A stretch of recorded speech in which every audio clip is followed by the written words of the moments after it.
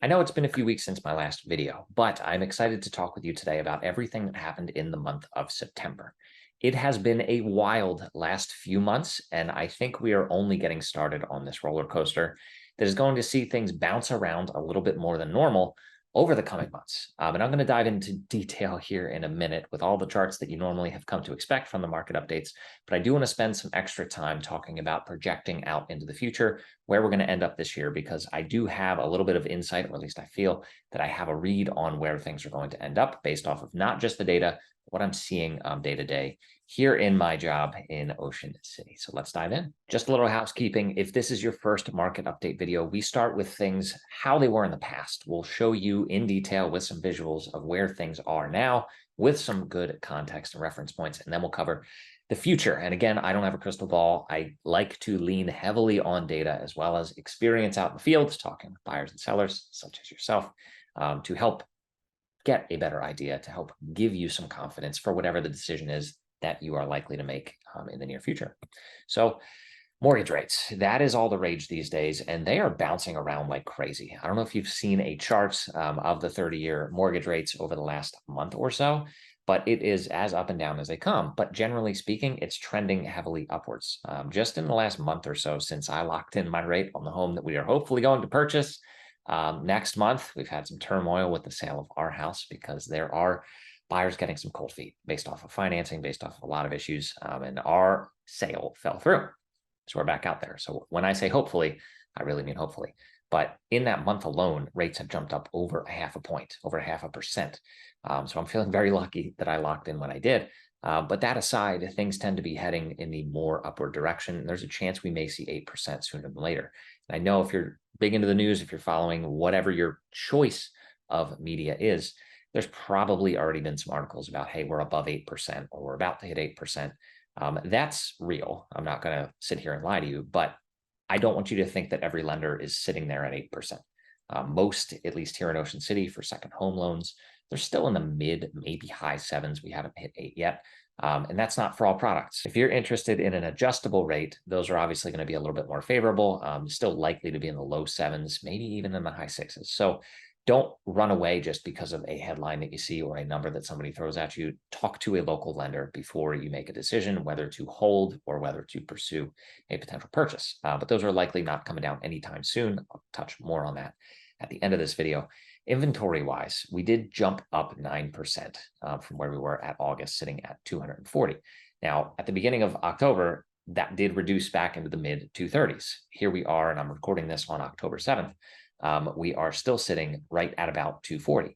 So I will go again into what we should expect, but seeing this increase and a nearly 10% increase, you would think would be meaningful. But I want to remind you that we started the year January 1st at 250 homes on the market. So we are still down for the year.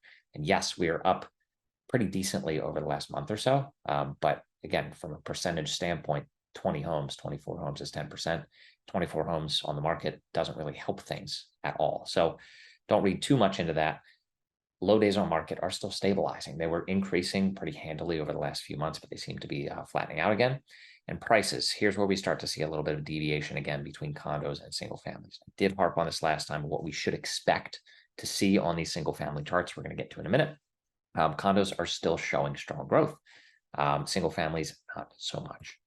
Now, new listings, get my head out of the way here.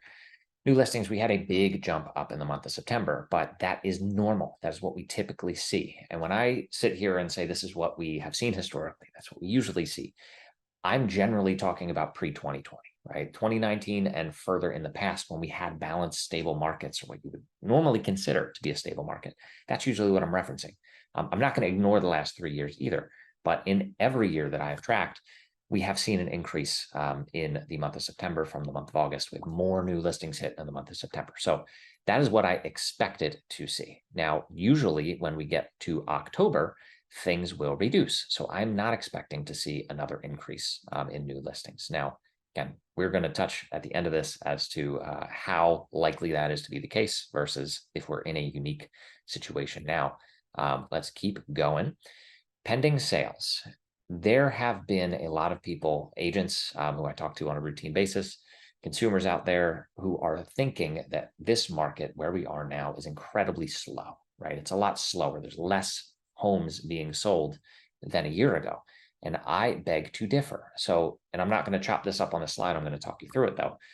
Over the first 3 to 4 months of 2022, if we look against this start of 2023, January to January, February to February, et cetera, 2022 did have more homes going under contract and more homes sold. But since then, starting in May, we have had equal or greater going under contract and selling in 2023 compared to 2022. So I think we're going to end up this year a little bit down, but maybe in the 5 to 10% range of total sales reduced. That's nothing to write home about. That's nothing that I think anyone should be shocked about. And I think it's going to be roughly normal with what we should see going forward for a little bit until rates come down. With closed sales, again, we had a nice spike in the month of September because we had a pretty busy summer. And in the month of October, based off of, again, I'll flip back here, what went pending, I would imagine that it's going to be probably a little bit less, a few homes less than we saw close in the month of September. And that's great. Again, normally we do see a reduction in the month of October. Sometimes it's flat. There shouldn't be a huge deviation either way. Now, months of inventory, again, this means how long it would take to sell all the homes on the market, all things considered, if no new ones hit, based off of how many are currently selling over the past 12 months. We're sitting here at 5 months, feeling pretty good. That is just under what we consider a balanced market at 6 months, still leaning a little bit to the seller side, but I don't want you to read into that. If you're sitting here looking to buy a single family home here, I think you have some leverage. And again, we're going to touch more on that at the end. And median prices. So yes, we saw another slight decrease. And I, again, expect another very, very slight decrease going into the month of October as well. And I think we're going to be sitting here in the 1.5 to 1.6 range for the foreseeable future. That doesn't mean that homes are dropping actively on the market, but what that does mean, if you are a buyer, is there's usually more negotiating room because homes are sitting a little bit longer. This is not necessarily having to jump in 7 days or less anymore. Now, that said, I have anecdotes where homes have sold within a few days with multiple offers still. So it's a case-by-case basis, but broadly speaking, you're going to have a little bit more power now than you would have 4, 5, 6 months ago, which is a good thing if you're a buyer. If you're a seller, we can have a conversation about that. It usually comes down to the competition and pricing. Seasonality does play a role, but if you are on that fence at all, happy to give you some advice or guidance there. No pressure, as always. So days on market, again, we're flatlining here. I'm not going to stick too long on that. Condos, we did see a big jump up in our months of inventory. We're still under 5 months. All of the inventory gain that we saw in the month of September was in the condo world. Single family stayed at 66 homes on the market. That's what we started the month with. Yes, it fluctuated in between, but we ended at the same point. Whereas condos, we increased by about 25 total condos. So all things considered, we do have some more options here. And I'm starting to see, even though it's not a ton of options out there, some sellers, the more serious of the sellers, are adjusting their prices. And I tend to look the opposite direction if I see price reductions, because over the past year or two, that's usually just indicative of somebody who started way too high. People were taking moonshots. Those generally don't work out. But now I'm starting to see more reductions of, hey, you know what? I actually thought that was a not horrible price. Now we are accurately priced, or maybe even a little bit under where I thought things would be. So again, as a buyer, you're having a little bit more leverage than you would have just a few months ago. So that is a good thing. Now, prices, again, as I mentioned, are still creeping upwards for condos. And I don't believe that that's going to come to a screeching halt. I don't believe it's going to reverse. I am anticipating over the next 2 to 3 months, we should see it flatten out a little bit. But still, this is a very healthy condo market, despite the increasing inventory. Again, the number alone only goes so far. If people are still buying them, and they still are, those months of inventory are likely to stay around 6, which is, again, balanced. It means everybody has a fair shake. Days on market, again, increasing a little bit, but starting to flatten out. Still below 50 days, which is well under the norm when we were pre-COVID, right? We were pushing over 70. And that's how things used to be. Things took a little while to sell. You didn't have to necessarily come down the first weekend that you had the option to do so. Always encouraged. Used to be mandatory, but now sometimes we have a little bit of breathing room. So what everybody wants to know, right? Let's talk about the future. Mortgage rates. They're going to likely increase again this year. So again, are we going to hit 8%? Most people are thinking, yes, we will. How long will they stay there is the guessing game that nobody has an answer to, but it all comes down to inflation. I'm not going to get too nerdy here, but basically we had a jobs report come out that far exceeded expectations. That's what resulted in the most recent big jump in mortgage rates. And as long as the Fed is not seeing that our economy is slowing down, they're going to keep rates where they are. And usually, so they say, they need to see 2 to 3+ months of consistently agreeable data before they consider reducing any rates. So I think we're going to be here for the better part of the next 6+ months. There's a good chance that we hopefully come down at the end of 2024. That's when I'm thinking we start to see rates come down. But in the meantime, do we really think prices are going to reduce by much? I'm going to skip inventory for a second. I'll come back to that. So price-wise, I think by the end of this year, we're going to see things come down a bit on the whole, right? Just from a statistic standpoint and looking at the data, I think we'll end up coming down a few percentage points from where we are now. Now, I want you to hear me very clearly here. That's a normal thing. In a normal balanced market here in a shore resort town, you hit the winter, there are people who are going to be motivated to sell. And the ones who are really motivated to sell are the ones who are actually going to sell. And they're going to entice buyers, usually by reducing their price to something that is appetizing and appealing. So to make sure that it sells when they want to sell, which is usually before the end of the year. So it's normal if that does happen. I don't want you to hear what I'm saying and think that, oh, that's a permanent thing. I fully expect come the spring of next year, unless rates are sitting around, 8.25, 8.5, which would be pretty painful. I expect them to start to creep back up and gain what they're likely to lose over the coming months.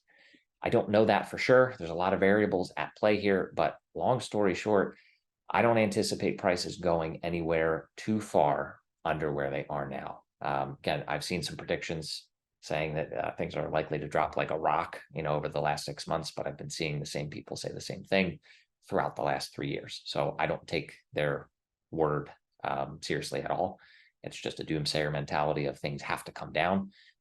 In reality, unless we get a whole lot more inventory, and I don't know if you recall this, my predictions video at the very start of the year, I basically said, look, it would take us to get likely to around 350 homes on the market before we see prices coming down any meaningful amount. And meaningful to me is 5-ish%. We're still sitting at about 240.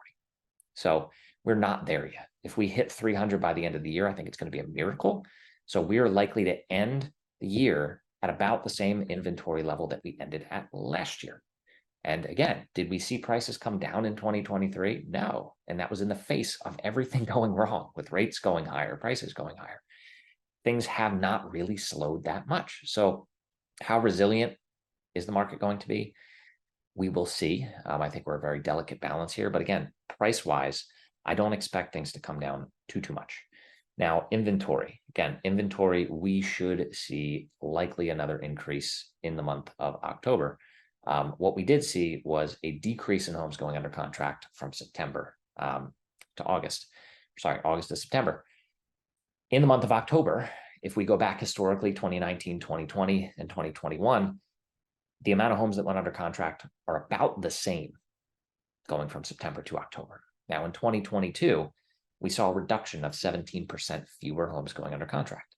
Now, going back to last year, it's about the same time that mortgage rates spiked, that they peaked in October of 2022 at around 7.25. So I expect us to mirror more closely to last year than I do in the normal balanced market of 2019, because we do have the rates to deal with. That was not the case in 2019. And this more accurately is reflecting what happened in the 80s when mortgage rates doubled. Prices came down moderately, right? This was not 2007, 2008, where they plummeted 20-25%. This was a couple percentage points at the end of the year for 1 year. Then they picked right back up. So I'm expecting, and I'm going to start paying a lot more attention to what happened back in the 80s before I was born, admittedly. So I did not live through it. I don't have experience to go off of. This is going to be research and data. But I want to start tracking what happened then compared to what we're seeing now to see if, we can expect things to play out a little bit more similar to that. And maybe we get an edge on what's coming. Now, days on market, again, they're still staying fairly low. Even if they creep up more, it's not a cause for concern whatsoever. But if you have any questions, obviously you can contact me here. However, I do want to touch on what I expect to come in October and what I expect to see throughout the end of the year, just to give you trends that I'm anticipating. So in October, I mentioned that we should likely track more so what we saw last year than in the past when it comes to homes going under contract. I think we're going to see about a 20% reduction compared to the amount that went under in September. And that would be dropping us from about 50 homes that went under contract in September to about 30 homes in October. And now that is a pretty decent drop. But again, that tends to pace with what we have seen historically. And normally October, November, December tend to be in the ballpark, much lower than we see in any other month outside of January, February.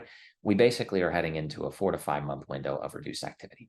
Totally normal based on the seasonality of the market. It's nothing that should be scary. Again, we know it's coming. How individuals feel on that is based on their level of education, right? How long they've been looking at homes, how long you've been a homeowner here, and who you're talking to and getting advice from. So if you are really considering buying or selling, the timing here becomes very, very critical.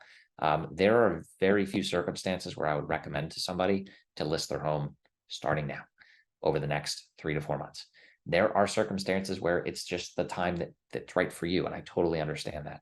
But if you have the ability to hold out until the beginning of next year, when the seasonality picks back up, when buyers become more engaged in the market again, highly, highly recommend that. From the buy side, this is the time for you to shine. This is the value season. November, December being the big two that I'm focused on for clients of mine, because getting into the psychology of just people, right? Humans. If you're selling a house, let's just say you listed your house over the last 3 to 4 months. You've gotten some showings. Usually homes start strong, even if they're starting overpriced because it's new to the market. Things tend to fizzle out quickly if you are overpriced. The longer you sit on the market, the more anxious you tend to get, depending on your motivation, again, of course, to actually sell the house or not. So once we start to get into the gray season, which is starting now, traffic reduces, right? The amount of showings that happen on any given home are lower than they would be in other times of the year. So some sellers who are serious about selling start to get nervous. They don't really want to hold it into spring of next year. So they're more enticed and inclined to offer, I'll just call it a discount, right? And I'm not saying clearance rack sales. You're not lowballing people at 20% under what they're asking, but it's the time to get a decent value because there are motivated people out there. Not all of them are going to actually reduce their list price, but from a mental standpoint, this is the time to take some shots. If you wait too long, and some people swear up and down, I'm going to wait until the beginning of next year to take my shots. I think that's a terrible strategy. I'm going to tell you why. If you wait until next year, all of a sudden the spring market's only 30 days away when the buyers are going to wake up again. How many sellers are going to sit there and go, you know what? I just sat through the hard part, and I know I'm really close to the things picking up again, but you know what? Screw it. I'm done. People don't make those decisions with assets the size and value of what we're talking about here. So you have to be conscious of these things and these trends, no matter what side you are on, if you're buying or selling. So with that said, if you're thinking about making a move in any way over the coming months or even over the coming year, I'd be happy to share my unbiased, unpressured advice with you based on timing and when you should start looking, when you should start poking. Because again, I can give you big high level trends, but if you're focused, let's just say in the South End, in a particular block, 3 bedrooms only, things are a little bit different when you niche down. So I want to give you tailored advice. So with that said, again, my contact info, if you want to rewind a little or look down in the description, reach out to me any way you see fit or comfortable. Outside of that, I wish you all a great week and weekend. Here we are at Block Party Weekend, and I will be seeing you soon.